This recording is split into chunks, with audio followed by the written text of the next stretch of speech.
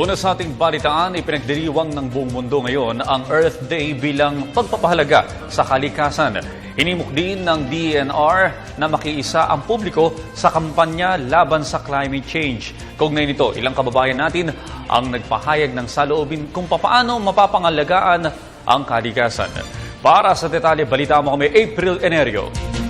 Hinihikayat ng Department of Environment and Natural Resources o DENR ang publiko na makiisa sa pagdiriwang ng Earth Day 2014 ngayong araw. Ito ang pinakamalaking environmental celebration. Nilalahukan na mahigit 150 bansa, kabilang na ang Pilipinas. Sa temang Earth Day Everyday, Everywhere for Everyone, naglalayon itong mapalaganap ang mga isyong pangkalikasan na dapat harapin ng bansa, partikular na ang climate change o pabago-bagong panahon na dulot ng global warming.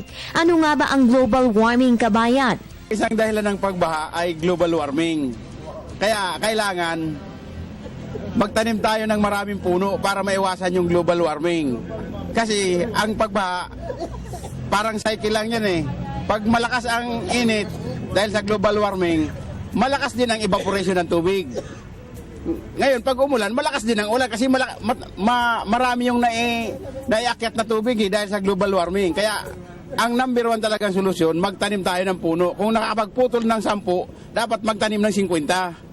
Sa pagpapaigting ng pamahalaan sa climate change awareness ng mga Pilipino, anumang paghahanda laban sa climate change ay malaking bagay upang matugunan ang hindi magandang epekto ito idulot sa ating kalikasan.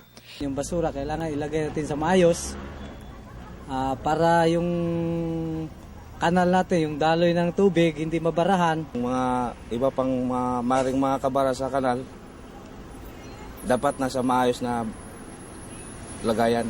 Upang maipagkalat ang mga issue at kaalaman kaugnay ng usaping pangkalikasan, kabilang sa mga nakalatag na aktibidad ngayong araw ay ang Earth Day Rally na idadaos sa Plaza Rizal ng Tacloban City, kung saan inaasahang lalahukan ng iba't ibang sektor sa Silangang Kabisayaan. Bukod sa Earth Day Rally, magkakaroon rin ng Earth Day Mob Dance, Zumba Exercise at Earth Day Fashion Show na idadaos sa naturang lalawigan. Para sa Telebisyon ng Bayan, April Enerio.